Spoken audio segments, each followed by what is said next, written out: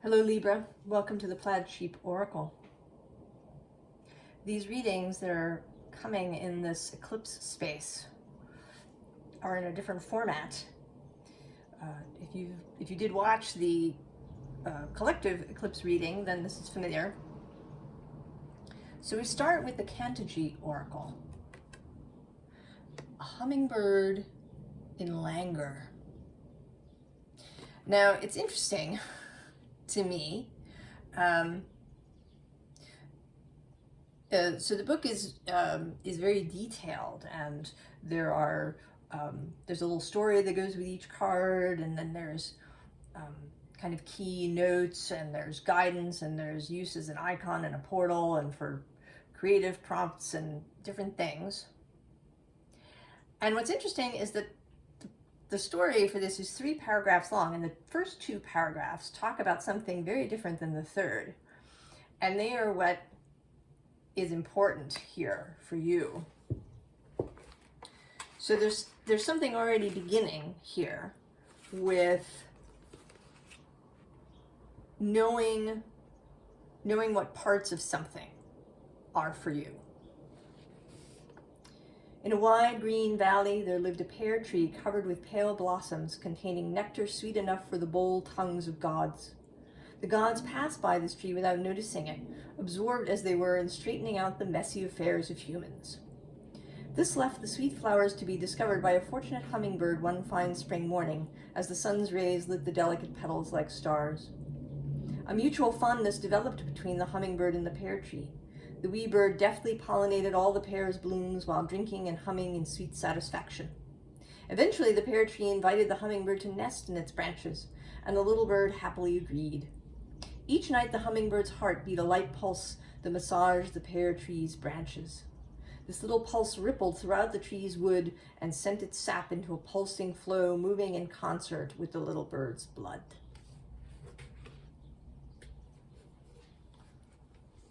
Not surprisingly, Libra, your reading is about relationship. And this whole eclipse set,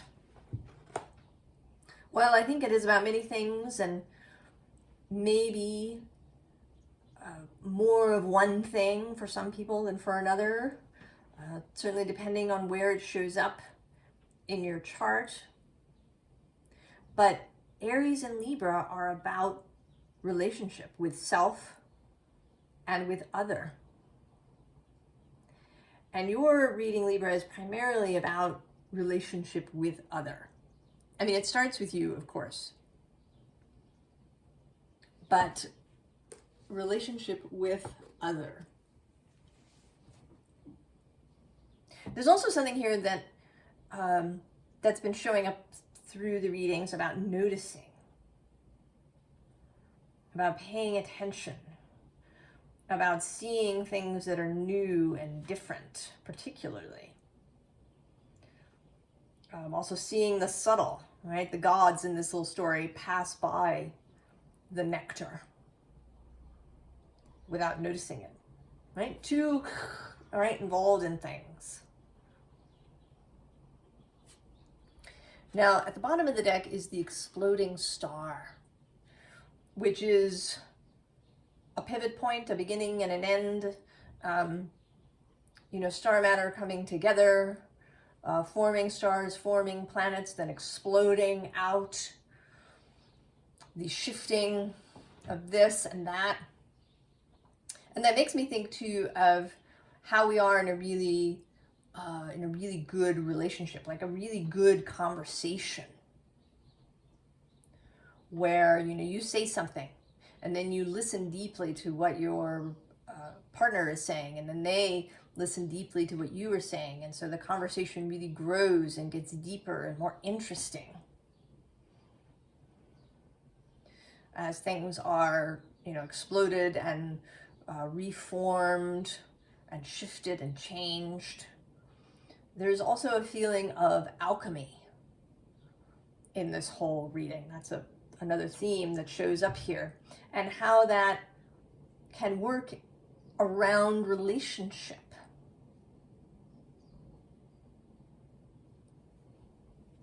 Now, the cards beneath this are, I've been thinking of them as kind of helper cards. And it's interesting, we have in the tunnels of our ancestors, which showed up in the collective reading in a very particular way. But here it's showing up as this tree. And then with this sentient nest under it,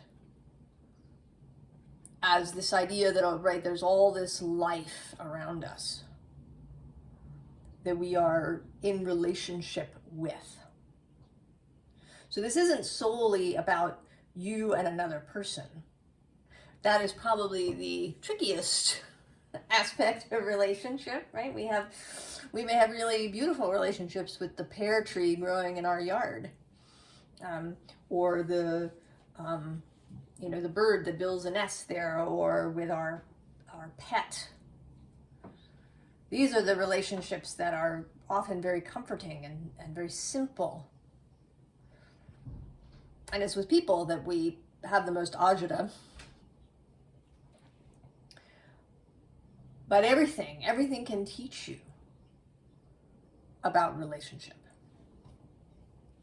and about give and take.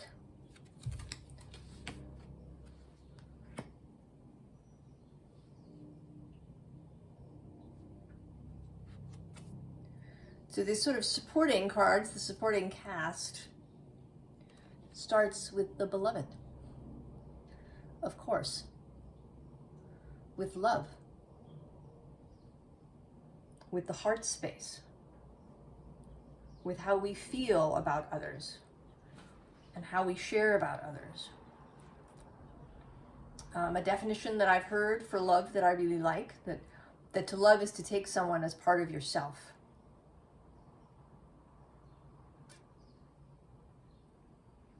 That it's kind of that simple, that you take them as part of yourself. And so their highest good, their best interests become equal to your own. Not surpassing, mind you, but equal to.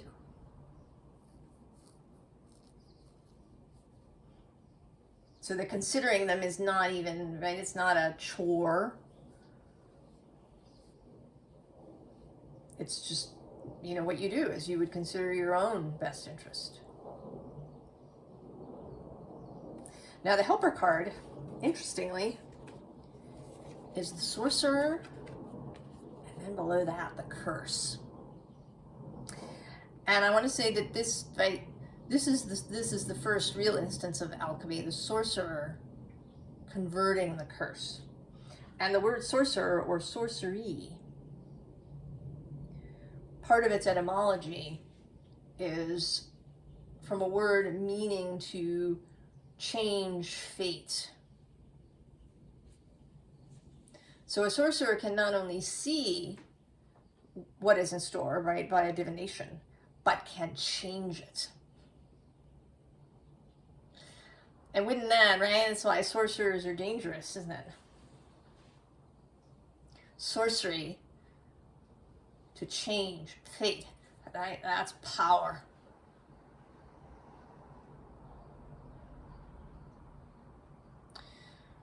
So the ability to change what seems to be a curse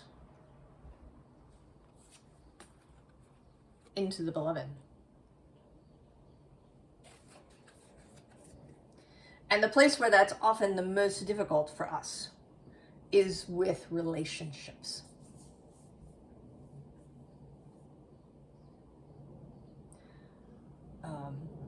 The ways that we struggle with things from our past, and how we struggle with wounding or neglect, or with our own guilt.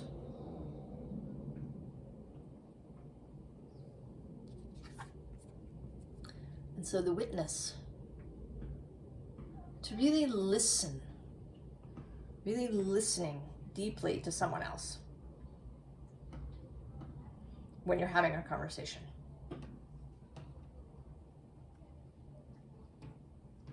To really witness that. See it fully, not be, either waiting to talk or, making summary judgments as the person speaks, but really listening to the whole thing and listening to what is unsaid.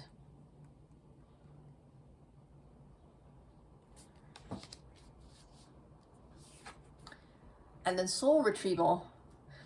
I want to say that when we really listen to someone, when we see them, when we have compassion for them, we help to put them back in touch with their own soul. You know, our soul doesn't go anywhere, at least as far as I'm concerned.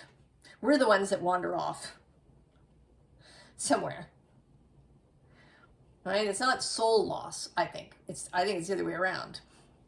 We get lost from the soul. The soul remains the anchor.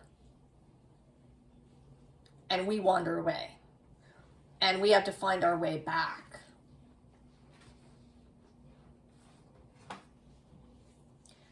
And that we can find that path the more we have compassion for ourselves. The more we see ourselves as whole and worthy of love and belonging. And you, Libra, have the power now. This is a growing space, and I think this is Libra energy altogether. I feel as if these readings are both, you know, for people with a Libra placement as well as for just the Libra energy moving through the world. The ability to help people find their way back to their own soul. And with many paths, that there are many paths to do that. That you don't have any need for people to do things your way. That can be kind of an Aries thing. I've certainly done that. I have an Aries sun. I've wanted people to do things my way. But Libra doesn't necessarily feel that. Libra can allow other people to find their own path to their soul. That we don't all do it the same way. And that people do need to find their own way.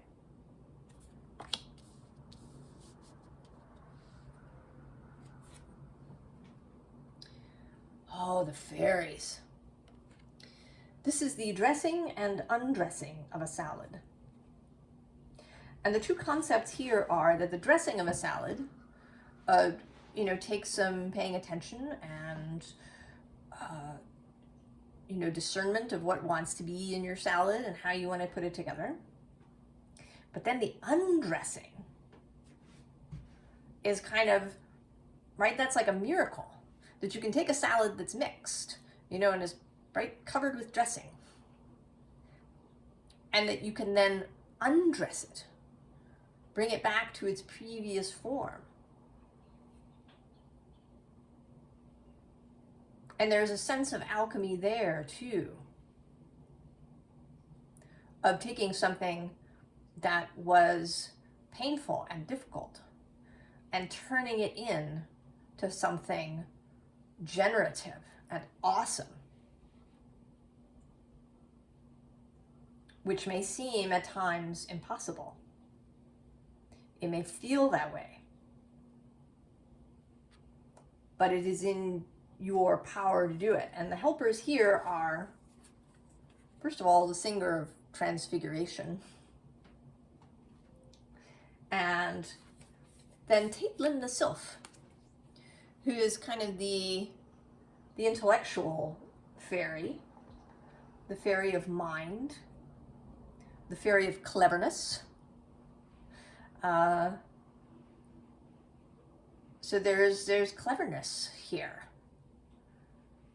There is trickster energy running through this reading too. Sometimes this is, right, helping people into these places is through trickstery things, through humor, through, you know, a strange story that reveals things to people. through maybe a circuitous path, through what looks like an unrelated way. And you have the knowing of these things.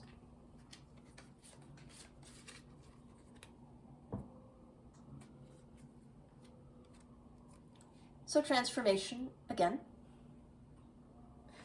And once more here, right, this, the helper underneath this, can you hear me?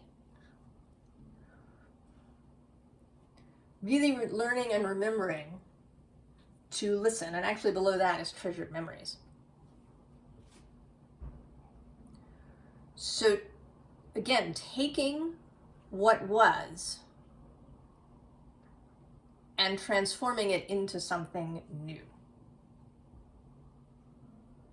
So that it's not a map to the future, right? So that the past is not a map to the future. It is the transformed past. It is the past that's been turned into gorgeousness. That is the map for the future.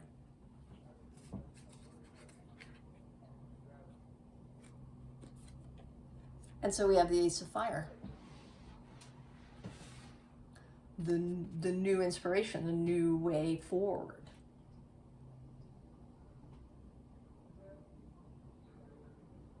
And I want to say that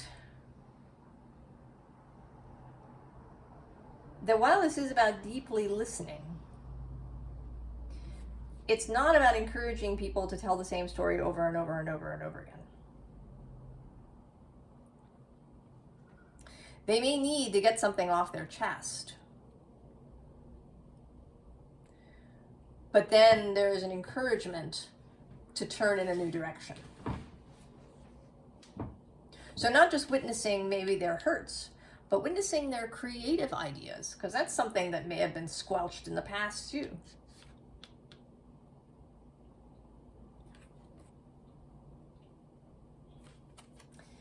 And here the helper is both the Seven of Air, which is interesting, leaving the established order. Leaving what it was.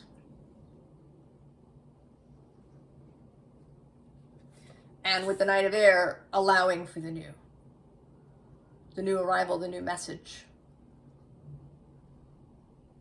the new idea.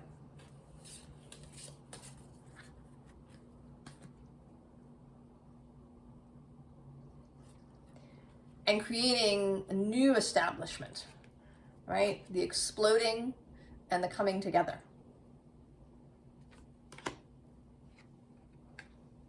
The new establishment. Building what it is that you want, based on what is now. Right, below that we have this transition away from disappointment. Right? It happened. It's done. Going over it endlessly won't change it.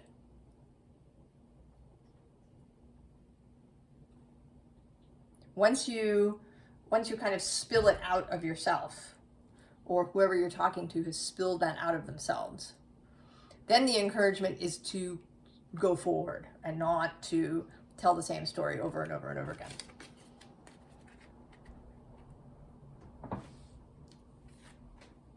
So the first fairy card is, oh, that gnome. Trickster energy. Right here. I'm going to read a tiny bit of Oh, That Gnome.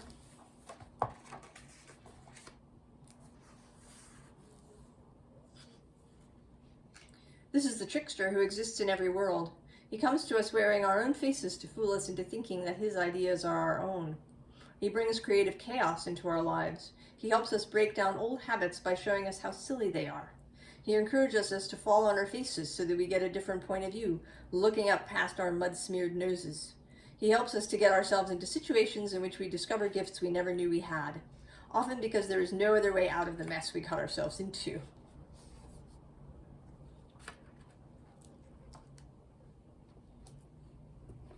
So helping people, first of all, perhaps helping yourself,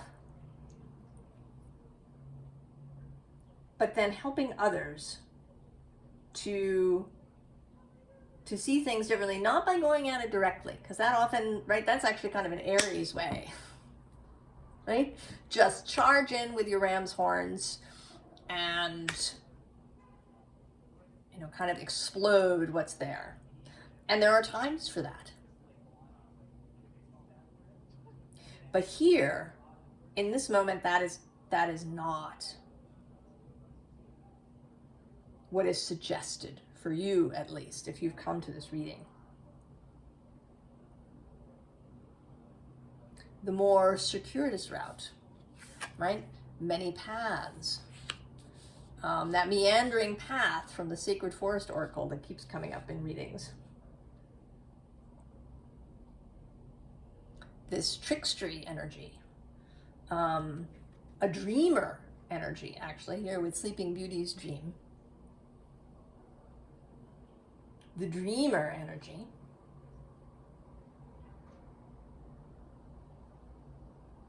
You know, and your job is kind of not to get in here and like kiss people awake, but to help them wake themselves up.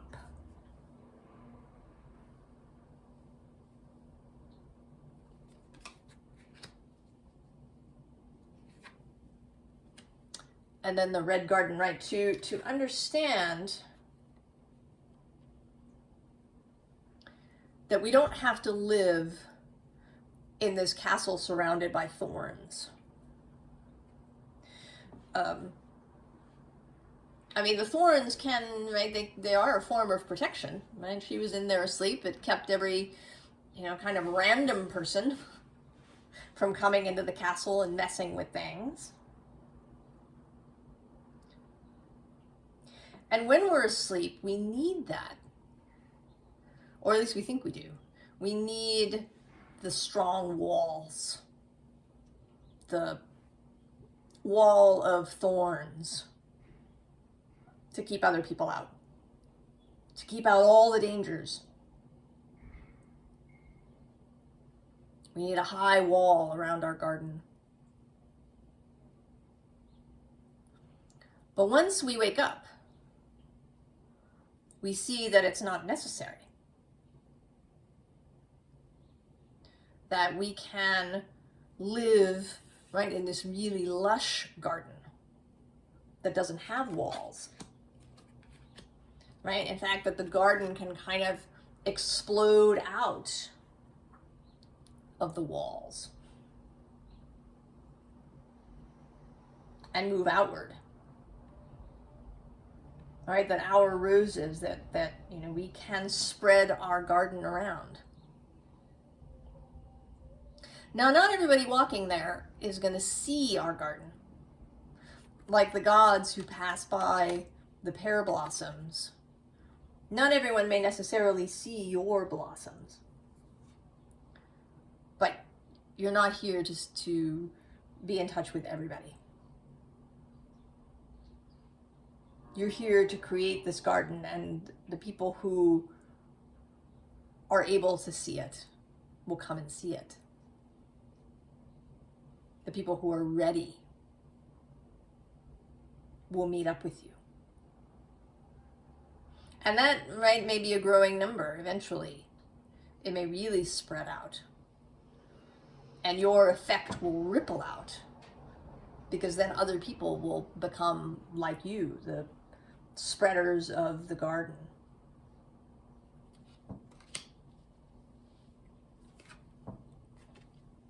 The spirit dancer is all about creativity.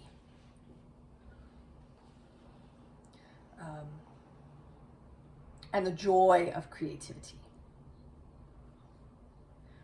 And I think that's the point of view you want.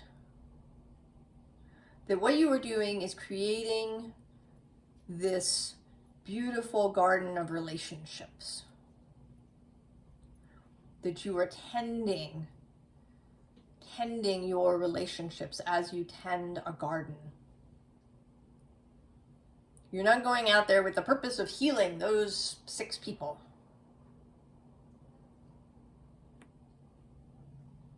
This is about creativity, about joy for you and everybody who comes into contact with you.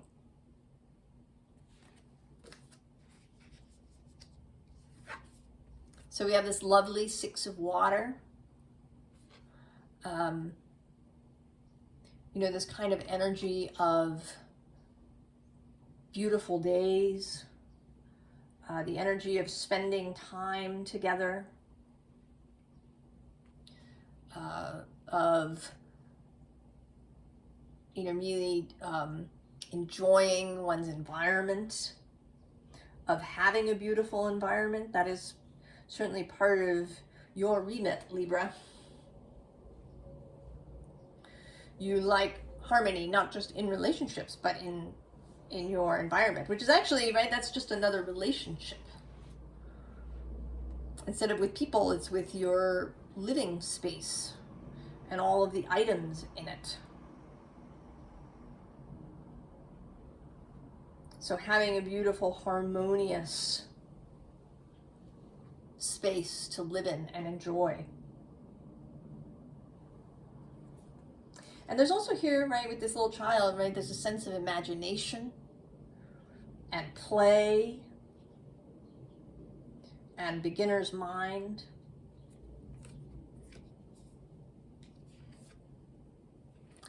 And then with this 7 of water, not just having your star, that is your guiding principle, but tending it. And tending the other stars. Tending all of your choices. There's a sense here of stewardship.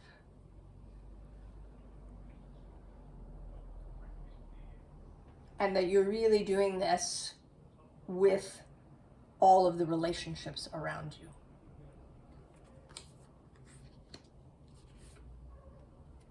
And here with this 10 of Earth, this, right, this new establishment that is not rigid or prescribed, right, that doesn't have a whole lot of rules, that it's really about enjoying being with others, enjoying sharing life.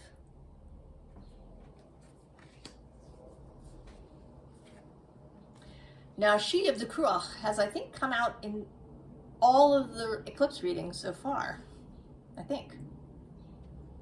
Either openly or as an underlying helper card.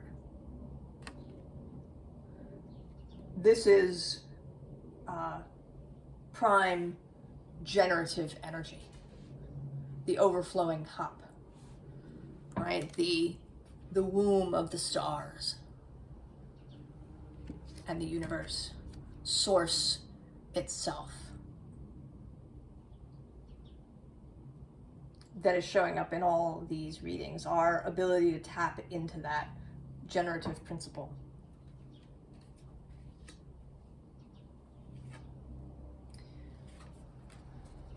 And we have the 8 of Swords followed by the 8 of Wands. And this card, this 8 of Swords card, always looks to me, right, if you pulled this sword up, that the others would open like a gate, right? They'd split open and the gate would open. So opening the gate, right, removing whatever sword remains that's keeping you or another person locked in to where they are. Because often, you know, there's just some idea, right? Like a base belief. You know, a base, I am alone, I am unworthy, there isn't enough, struggle is necessary. All right, that kind of key belief, the keystone belief that keeps the whole structure in place. And if you can remove that, then the energy comes shooting in.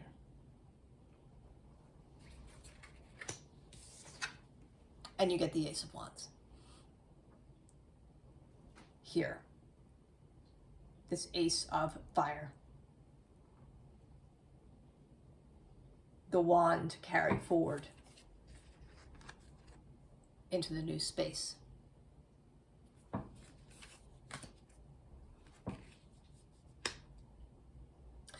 So I've also been pulling some few cards at the end as a final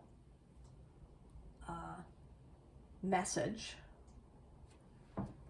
And not surprisingly, the choice is the deck full of flowers.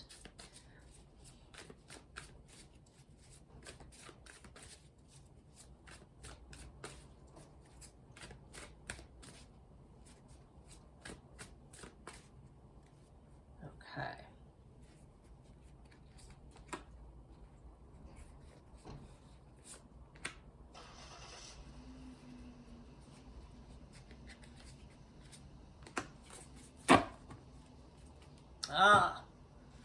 On the bottom, we have the Ten of Inspiration, so continuing on this path, persevering, but not in a really, I mean, even though this is the Ten of Wands, she seems to be, right, there's these little sparkles here, she seems to be carrying a whole jar full of magic. And I don't think that it's a really heavy jar. It's just that it's kind of a step-by-step process. It's subtle. And then below that is the Ace of Materials. The New World, the New Garden, and then actually below that, this Six of Materials. And this makes me think of a practice that someone once told me about. I actually don't know who the originator is. That if you know you're going to have, that there's somebody that you need to have a conversation with, and you're anticipating it being difficult, maybe that they're going to object, or that maybe you don't get along in general, that you bring into your mind a large, a giant, even blossoming rose right between you. Imagine that between you, there's a giant blossoming rose that mediates your conversation.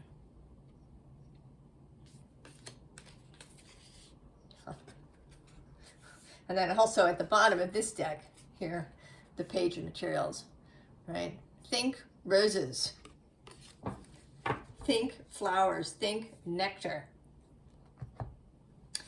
And our three cards are, well,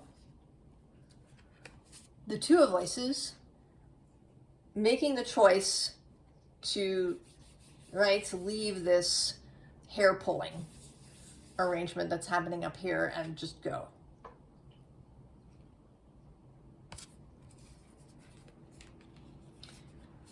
Remembering all the options, Seven of Emotions. Remembering that maybe different people have different snag points. Different ways that emotion may be, maybe this sword that needs to be removed. And also that people have different ways of proceeding. That one road isn't the same for everyone. And then the Hierophant.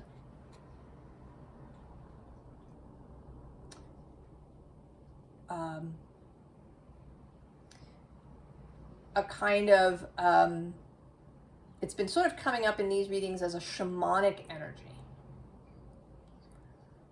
right? Taking on a responsibility, but it's not like you are not responsible for other people's lives or for their outcomes or for, what they do. You're not in control of any of that. But taking on the responsibility of knowing that you have the power to influence others, that there's kind of a responsibility to tend your own garden, because it does spread so far everywhere. Right? That your responsibility is to tend yourself, tend your own garden, and to tend those most immediate relationships around you.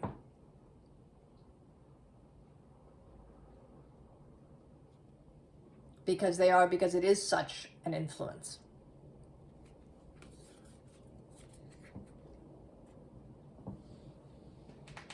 Libra. Stepping into this power, this responsibility, this skill as a sorcerer, whose beingness can assist others to change their own fate. Right? And that's kind of, if we go to Jung and we talk about how, you know, that you have to make the unconscious conscious, or it will rule your life and you will call it fate. So maybe that's what sorcerers do. Maybe that's what they've always done in some way, is to make the unconscious conscious, to bring and integrate the darkness, to alchemically change what we view as negatives or obstacles into positive, into generative force.